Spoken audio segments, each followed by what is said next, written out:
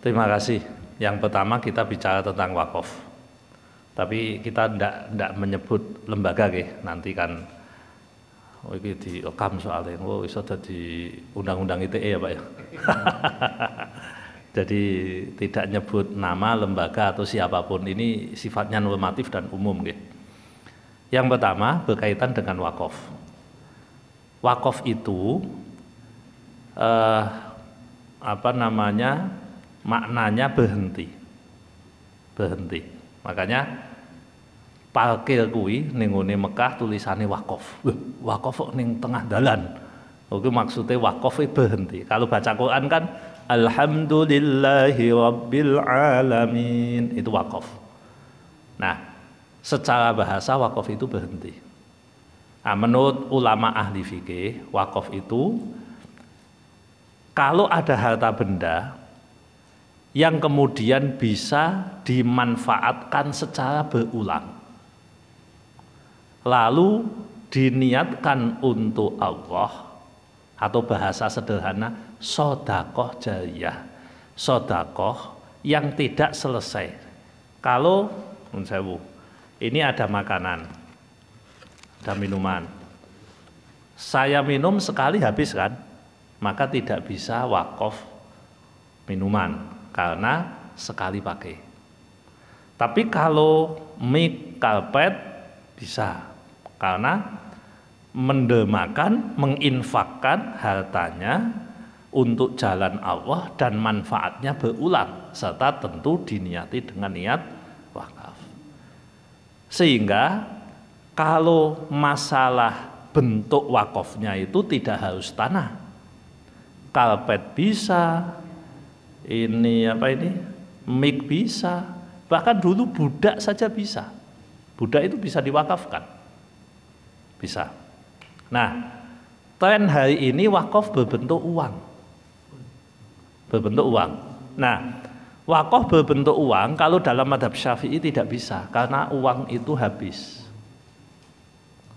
Sehingga lembaga-lembaga wakaf sekarang, kalau wakafnya bentuk uang, maksudnya adalah menitipkan pembelian. Jadi umpamanya wakaf Quran, maka jenengan ngekei duit apa Quran? Duit kan? Nah, pemberian duit itu tidak bisa jadi wakaf. Maka mestinya memang uang itu dibelikan Quran untuk didistribusikan. Nah, mengenai wakaf kan biasanya hanya tanah. Terus yang berikutnya berkaitan dengan objek penyaluran sodakoh, zakat, infak, wakaf kita. Kalau dalam bahasa madhab Syafi'i, baik zakat maupun infak sodakoh, yang lebih baik dan lebih utama adalah kepada yang paling dekat. Jadi yang paling dekat, yang kita ketahui, kita ngerti tentang objek tersebut dari wakaf. Nah, ibadah itu pun harus teliti, apalagi kalau itu mengenai zakat atau infak wajib atau yang lain. Saya termasuk orang yang menganjurkan untuk meneliti mustahik atau penerima baik zakat, infak, sodakoh dan sebagainya. Saya termasuk yang menganjurkan itu. Sehingga kalau panjenengan mau wakaf atau mau kurban atau mau sedekah, maka jenengan harus melakukan cek and recheck terhadap lembaga yang dimaksud. Kalau hari ini kemudian ramai di media tentang penyelewengan dana salah satu lembaga donasi yang kemudian menjadi viral, bahkan lembaganya sudah dibekukan oleh Kementerian Sosial, maka sesungguhnya itu gunung es, Bapak Ibu. banyak lembaga yang memanfaatkan kepolosan publik, memanfaatkan kedermawanan orang baik demi untuk mencari kesenangan atau keuntungan pribadi. Nah, dari situ maka tentu menjadi penting bagi kita untuk memvalidasi dan memverifikasi lembaga tersebut. Kalau dalam bahasa zakat, haram hukumnya dalam mazhab Syafi'i memindah ke lain tempat apabila di tempatnya sendiri masih belum selesai. Nah, kalau masalah wakaf Al-Quran wabil khusus, memang kita itu dilema hari ini Bapak Ibu. Ana Quran akeh, ya ora ana sing maca wong do nggawa HP. Nun sewu, jenengan mengalami perubahan pergerakan hidup ndak? Lebih banyak membaca Quran dari HP apa dari mushaf? Contohnya ini kan pengadaan mushaf itu banyak, kayak di Sepandengan itu banyak. Di masjid itu isinya kata. Tapi saya lihat kayaknya kok kalau saya pas ngaji kan simaan toh. Terus sing akeh nggawa HP Pak. Qur'ane ra diwaca. Dadi Qur'ane saya wanyir-wanyir. Saya api-api. Dan seterusnya. Jadi mengenai urgensinya memang kita penting untuk memverifikasi. Saya punya cerita. Jadi ada sebuah lembaga mengatasnamakan lembaga yatim piatu. Tetapi ternyata anaknya itu tidak terdefinisikan sebagai anak yatim piatu karena wong tuane isih. Wong tuane masih. Dan saya tahu persis itu dengan mata kepala sendiri, artinya bukan riwayat. Saya tahu datanya, saya tahu itu. Terus kemudian kita ingatkan pengurusnya, Mas, iki yatim kok dunek ke yatim. Mboten napa-napa. Ngono tok jawabane. Lho kok mboten napa-napa piye maksudnya? Anda itu membawa nama anak yatim sebagai magnet untuk mencari donasi kan? Akate bener, kudune bener, akate kudu cetha. Nek memang cetha ya monggo. Silahkan. Jadi Bapak Ibu dalam kita berdonasi apapun monggo silahkan divalidasi dan diverifikasi. Validasi dan verifikasi. Kita juga pernah ke Taton, ketemu langsung di kampung ning Karangbolo. Sekitar 6 atau 7 tahun yang lalu. Masalah kurban. Jadi saya yang khutbah Idul Adha. Habis itu terus ada yang menanyakan beberapa hal dari panitia. Besoknya dikirim 50 kalau tidak salah, jumlahnya saya lupa, tapi banyak, 50 ekor kambing kurban. Wah, ya udah seneng, 50 ekor kambing kurban.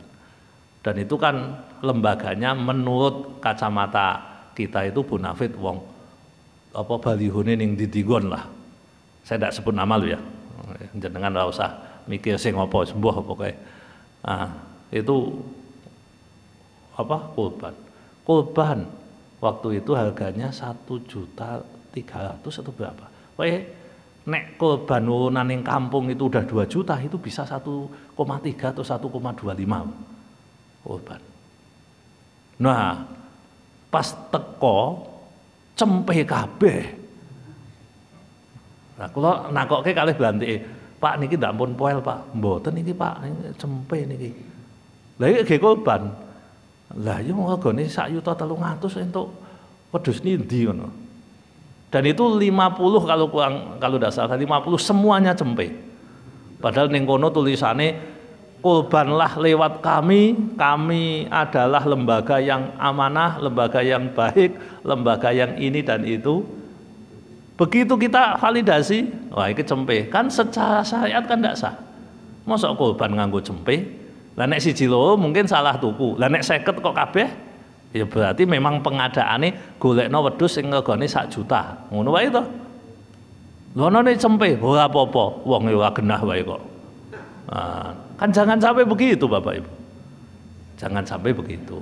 Nah, seperti itu kita harus validasi. Tentu ada lembaga yang kredibel, ada lembaga yang baik, ada lembaga yang bisa kita percaya. Tetapi untuk mencapai tingkat kepercayaan, dan kalau itu tidak di kampung kita, tidak di tempat kita, tidak di wilayah kita, maka perlu validasi. Karena yang terjadi pada apa kemarin itu, ya tadi yang ditanyakan itu lembaga X yang lagi viral ini, itu diduga di Indonesia banyak. Diduga di Indonesia banyak.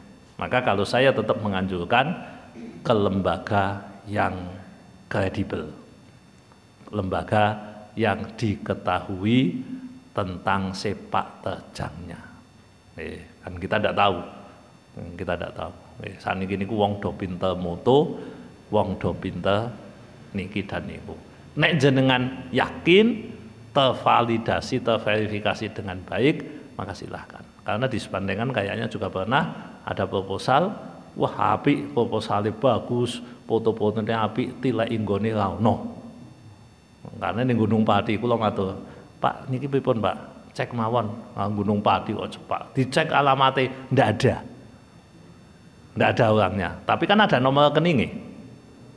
Nah, jadi Bapak Ibu harus lebih waspada, apalagi berkaitan dengan cerita tadi. Kan bukan hanya ini.